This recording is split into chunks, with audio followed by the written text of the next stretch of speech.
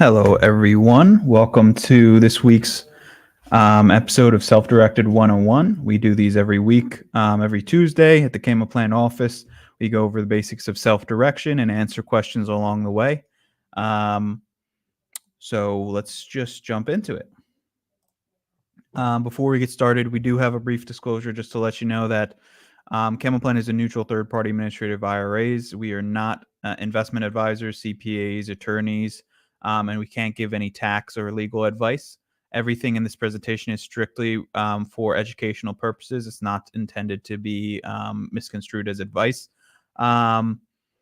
We are a part of your core team of professionals. So if you'd like to bring in your CPAs, your attorneys, or your tax professionals on the line with us or on an email thread, we're more than happy to discuss directly with you and your team of professionals. We do not sell any investments, nor do we endorse any products. We never call you about the next best investment opportunity. We're strictly record keepers for the account. And yeah.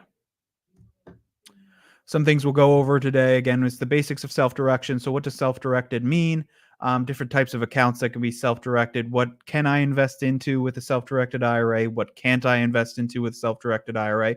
What does the process and the timeline look like? And then lastly, we'll touch on briefly some tax considerations and resources. Again, it's very briefly. We're not tax professionals. It's a conversation to have with your tax professional when you do decide to get started with a self-directed IRA. So first and foremost, what is a self-directed IRA? You might have accounts at Schwab, Fidelity, or your broker that tells you, yeah, you have a self-directed IRA with us. But when they say that, they mean you can direct your investments into anything off of this list. With a truly self-directed IRA like the ones offered at Camaplan, there is no list. You find the investment that is right for you, and we help facilitate the transaction into that investment. Self-directed is just an adjective. There are a number of different accounts that can be self-directed, and that's what we'll go over in just a moment. This is a quick quote from one of our clients: investing in what you know, understand, and can control versus using hope as your strategy. A lot of people think that they have to have their retirement linked to the casino of Wall Street for the rest of their lives. And that's not true. It's been allowed for a very long time to do these alternative investments that we're going to go over in a few more slides, and just something to keep in the front of your mind when you're deciding your retirement strategy.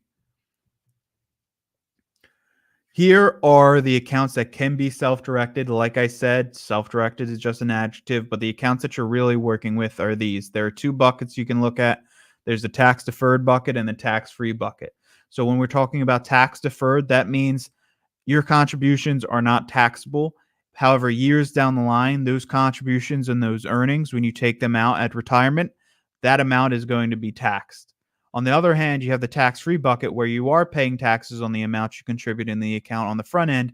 However, when you do take those funds out at a qualified age for a qualified distribution, those earnings and contributions, whatever those contributions grew into, are tax-free.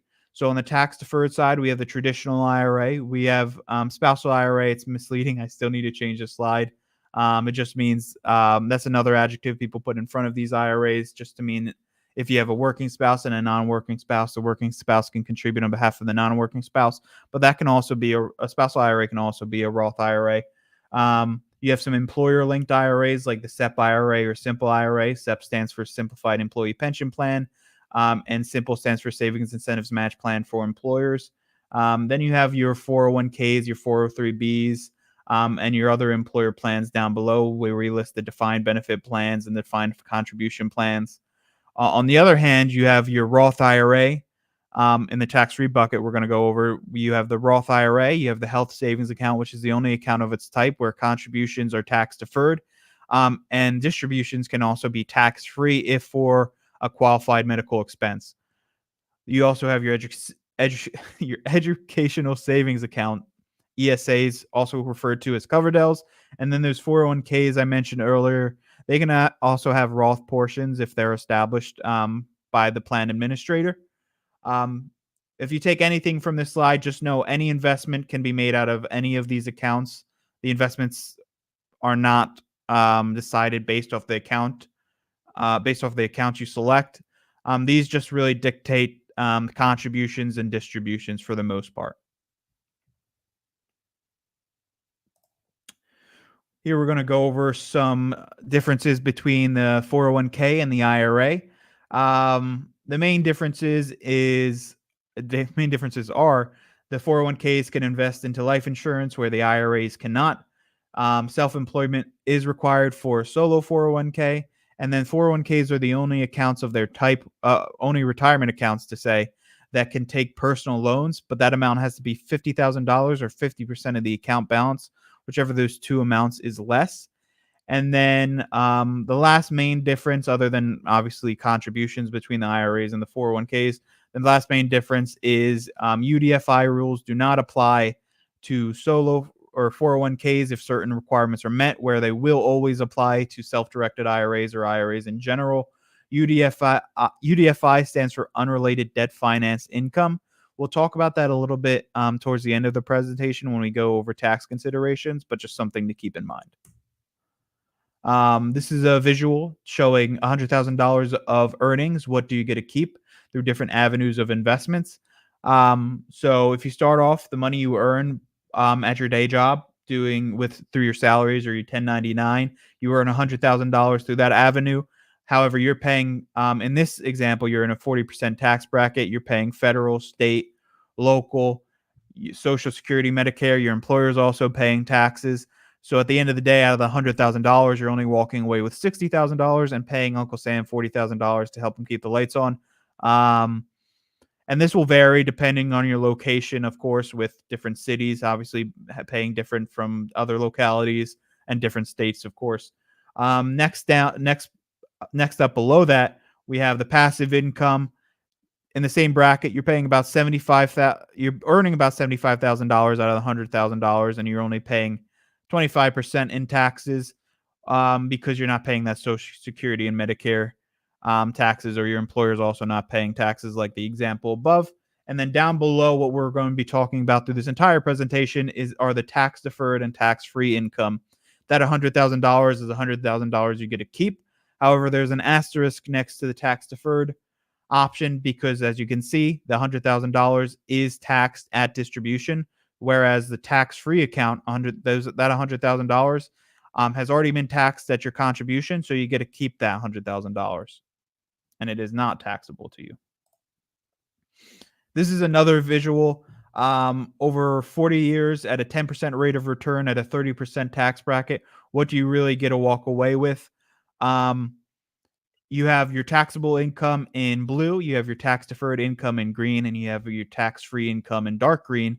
And then over 40 years, you can see that the W-2 income only earns about $700,000 because the compound interest isn't growing as fast as it would be in the tax deferred and tax free options. It's important to note that both the tax deferred and tax free options both earned $2.2 million.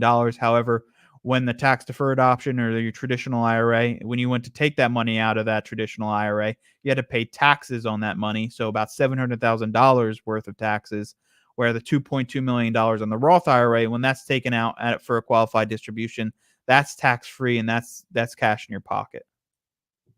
So you can see the differences between the different ways of investing your income. So questions we get every day at Camo Plan: what types of investments can I make out of my self-directed IRA? So at a high level, these are the main investments that our clients invest into, but you're not limited to these. So we'll go over each of these a little bit more in future slides. So you have real estate, you have private lending through notes and mortgages, you have private placements, precious metals, and then we have other there again because you're not limited to those top four options. We have people invest into tax liens. We have people invest into cryptocurrencies. I've seen people invest into trees, agriculture, livestock. I've seen people invest into bees and sell the honey. So you're not limited to these options. There's a lot of creativity that can be taken with these accounts. So we'll go over the top four in a little bit more depth in these next few slides. So first and foremost, real estate. I'm talking about real estate, I'm referring to actually purchasing the property, not investing into a company that will be purchasing the property and not lending money on the property. So when we're talking about real estate, the options you can do, it doesn't have to be just residential. It could be It could be commercial, it could be single family, it could be multifamily, apartments, condominiums. It could be undeveloped plots of land, and you can also invest into some foreign properties as well. There are some restrictions, and you need to be aware of that localities laws and real estate rules, and we can go over that if that's an option that you're looking into. Just give us a call and we'll go over a little bit more about that. But you can own real estate in your IRA for investment purposes as a rental property and along the lines of that. Next up, another common investment class at Camaplan is turning your IRA into a mini bank or becoming a private lender with your IRA. So you can do unsecured notes, you can do secured notes and secured in the forms of a mortgage. You can do leases, you can do convertible notes where the notes terms transfer into shares of equity into the company at a later date. And then you can also do discounted notes. You don't have to originate the note. You can actually purchase the note on the secondary market with your IRA as well. And then, like I said, secured or unsecured. I'd rather have my notes secured personally, but that's just me. Probably the most common investment category at Camaplan is private placements. So before a company goes public, a lot of people didn't know that they could use their retirement accounts to purchase shares of that company. You actually can, and it would be through a vehicle known as a private placement. They'll have a private placement memorandum, a subscription agreement, and it's basically, like I said, you just purchasing shares of a privately traded company. These could be LLCs, LPs, trusts, corporations, investment clubs, hedge funds. There are a number of options.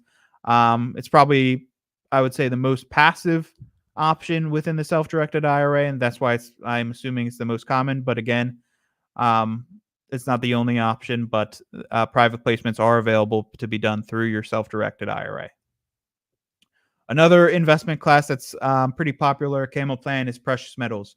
So the IRS says you're allowed to invest into gold, silver, palladium, and platinum through your self-directed IRA, your IRAs in general. Self-directed is just an adjective, like I said in the beginning of the presentation.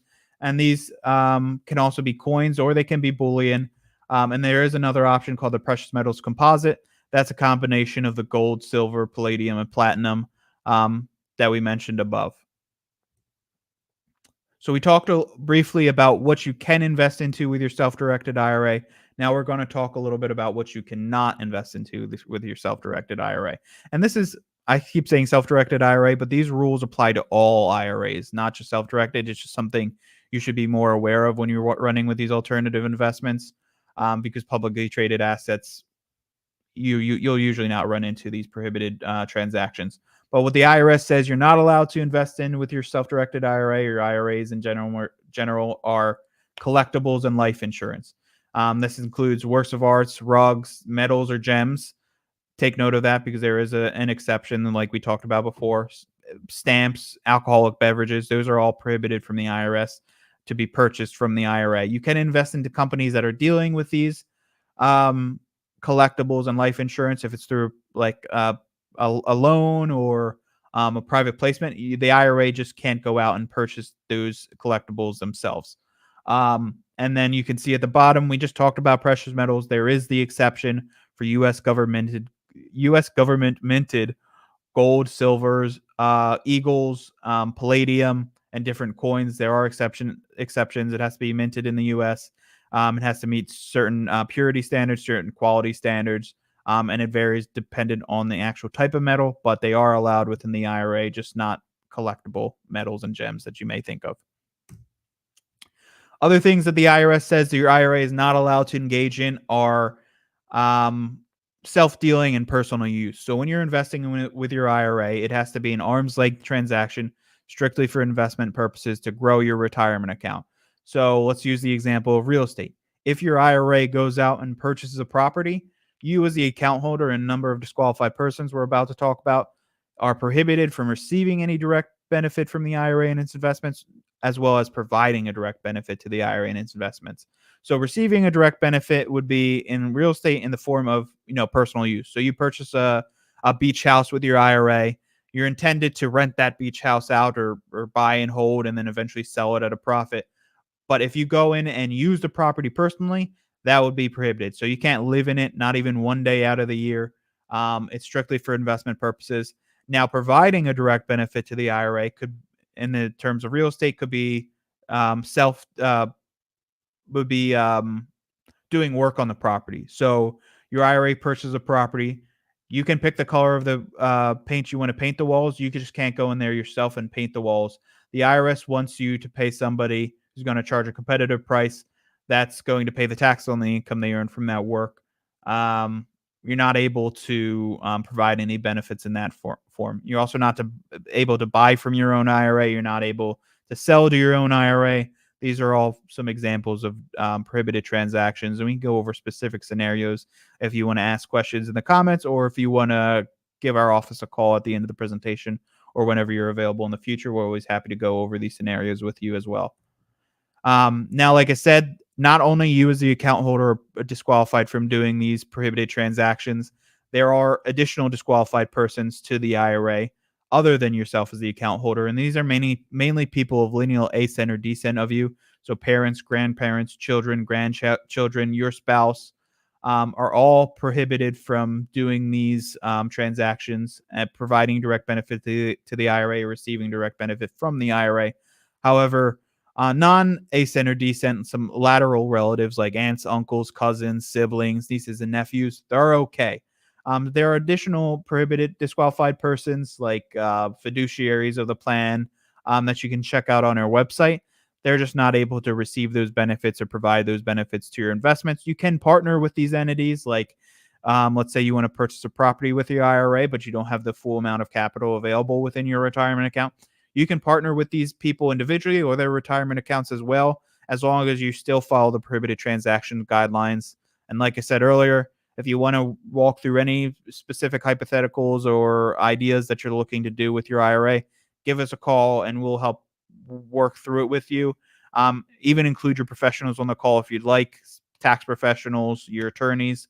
We're more than happy to get on that line or get on an email thread together to go over these in more specifics. Now we'll talk about the process. How does it look? Timeline. Most of these steps are behind the scenes, but at a high level, the steps look like this. The first step is to open an account. The next step is to fund the account. Opening an account takes about 15 minutes, can be done online from our website, and you can even have a representative like myself walk you through that process. The next step would be fund the account from another retirement account or via contribution, and these can be employer plans or other IRAs you have elsewhere. On average, it takes about 2 weeks because it's not really us who determines that timeline. It's the other custodian that's currently holding your funds.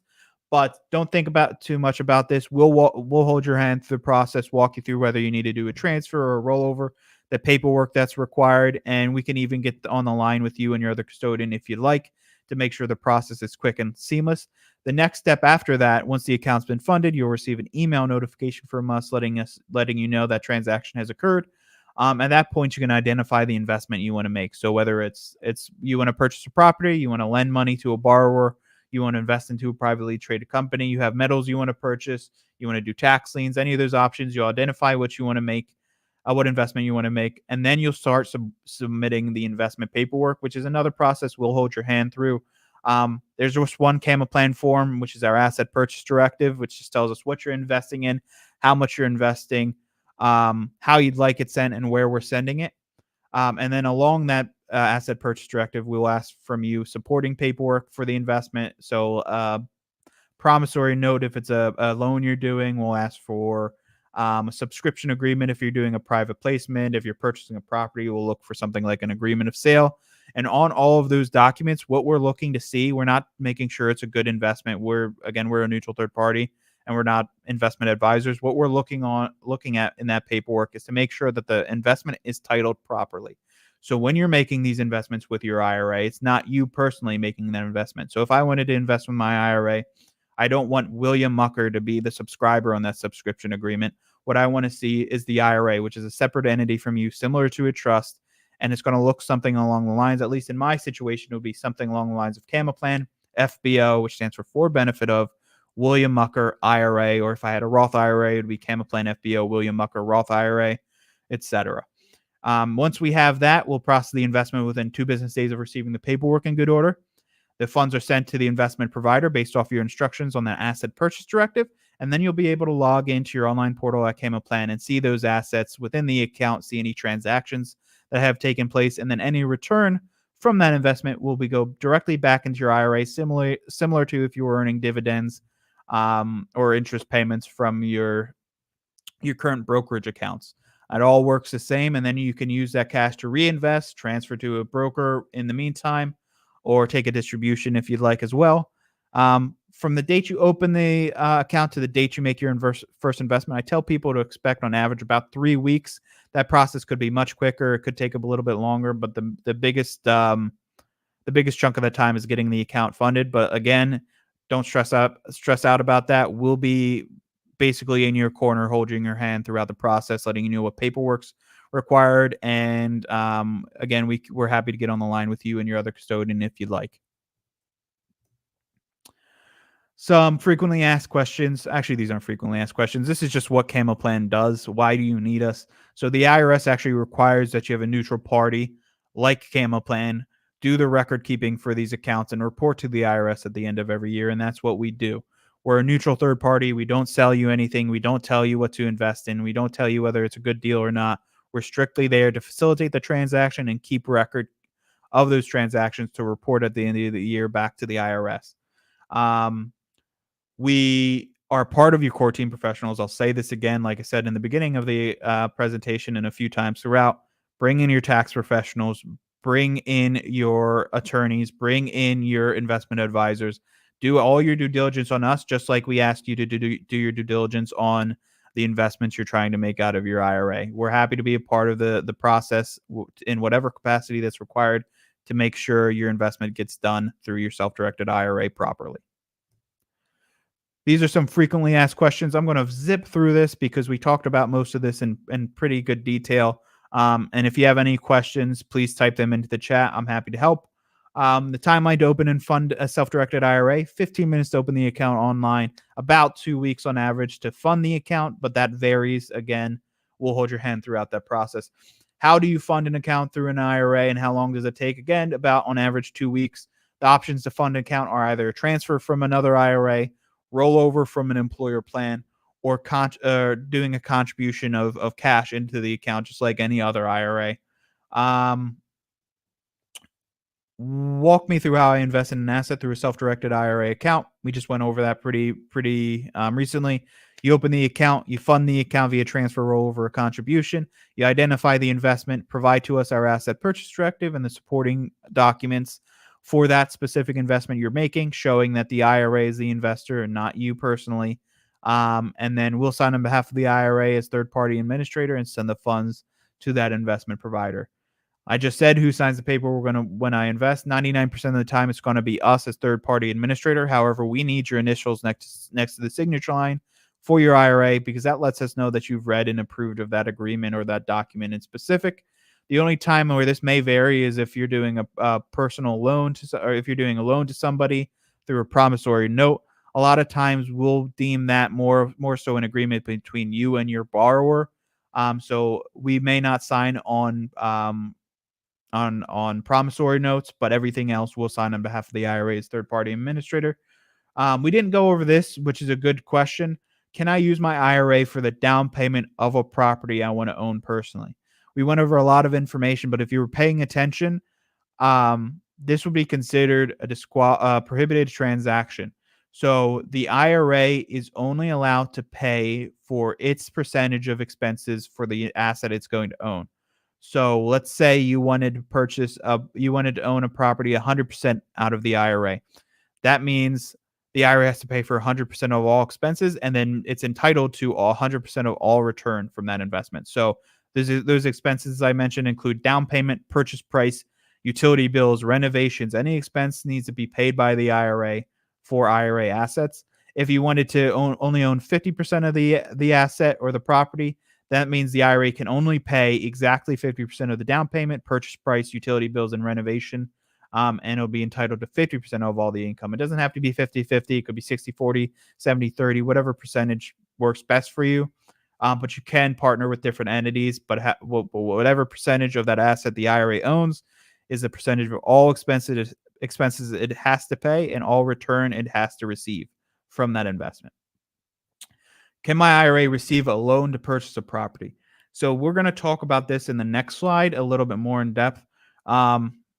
we'll touch on it a little bit, but your IRA can actually receive a loan to purchase a property if you don't have the amount available in your IRA. However, it's not through your traditional financing. It has to be through what's called a non-recourse loan. If you're not familiar with it, non-recourse loans, what that means is the only recourse the lender has is usually to go after the tends to be the property the loan is secured to. They can't go into your other IRAs at Camel Plan. They can't go into your IRAs or 401ks outside of Camel Plan, and they can't go into your personal holdings. Um, Another thing with these loans, you can't personally guarantee them because the loan is being made to the IRA, not you personally. So the requirements for these tend to be a little bit more hefty than your traditional financing. Would have to talk to a non-recourse lender about more specifics if you're looking to go that route. Um, and then on the next slide, we'll talk about if you do receive this financing. Usually IRAs don't pay taxes, but in some instances they do. And this would be one of those instances. And what would be due from the IRA, and this is something you to bring up with your tax professional, is something called UDFI, or unrelated debt finance income tax.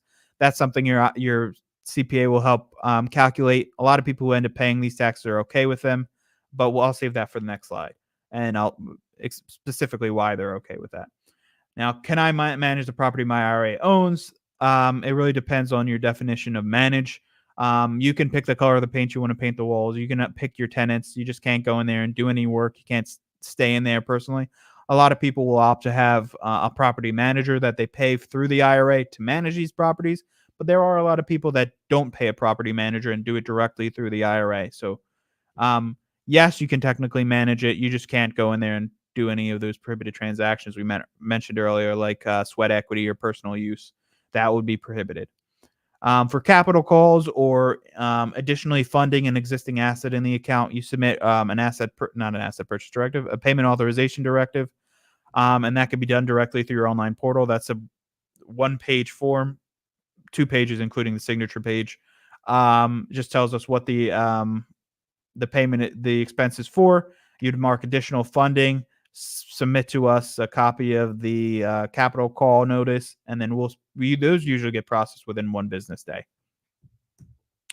So lastly, we'll talk about some tax considerations and resources. I'll reiterate, I'm not a tax professional. These are more so questions to raise with your tax professional if you're looking to do one of these investments. They're not very common, and people who do end up paying these taxes are usually okay with it. The reason being is if they were making investment outside of the account, they're most likely going to be paying taxes. And also, they're using it to grow their retirement account quicker than they would be with your traditional brokerage assets. So it really depends on how you weigh it and how much taxes due. That's something to bring up with your tax professional. The 2 taxes that are most common, again, both are not very common at all. But the only taxes that IRAs would have to pay taxes in certain scenarios are UBTI, unrelated business taxable income, or UBIT, unrelated business income tax. And then also there's unrelated debt finance income, which we just talked about. Unrelated business income tax is usually when the IRS deems that you're doing something the IRA was not initially intended to do. This is basically if the IRS thinks you're running a business through your IRA. The 2 most common examples of this would be flipping properties. Now, what the IRS's definition of flipping, they'll probably never say. Some people say if you hold it a year, you're okay. Some people say if you only do this many year, you're okay. Those people are not the IRS though, so the IRS again will probably never say. The IRS may look at your flipping business as inventory in and inventory out, and you maybe do these taxes. And the other example of UBIT is developing on undeveloped land. So if your IRA goes out and purchases a plot of land and then you decide you want to put a building on that plot of land and you hire a contractor to do the work and build that property on top of the plot of land, the IRS might say your IRA is now running a development company. And then you maybe do these taxes. Obviously, talk it over with your tax professional. There are some more examples of UBIT being due. We can go over specific scenarios again over the phone with your tax professional, preferably. But we can talk about things we've seen in the past. And then the other thing, UDFI, unrelated debt financed income, is if you received one of those loans we talked about earlier for the IRA to purchase a property, like a non-recourse loan, like what we were just talking about. But again, take it up with your tax professional. They'll let you know if you have to pay these, how much you have to pay, if so, and then they'd file what's called a Form 990T, send that into CamaPlan. We'd sign on behalf of the IRA and send the funds to the IRS on behalf of the IRA to pay these taxes. Lastly, well, what we have here is where we pulled all of this information. So just to make sure you know, we didn't pull this out of thin air. We're not making this up. These are the publications directly from the IRS, private letter rulings, court cases, the Form 990T we just talked about. We like to say if you have trouble sleeping, you can print these out and put them by your bedside. But yep, we didn't make any of this up. This is all legitimate information. If you'd like to talk about more specifics, you can ask questions now, or you can call our office after the presentation. My name's Will Mucker. I'm a client executive at CamaPlan. I'm happy to answer any of your questions. You can reach us at the number listed here. You can also email us at that email address or engage@camaplan.com, info@camaplan.com. We're always happy to help. And yeah, we'll see if we have any questions now. Not sure how many questions we'll get, but I'll wait a few seconds to see if anybody's interested. And then if not, we'll wrap it up. And I hope to hear from you in the future. So I'll give you guys a few seconds to type out your questions now.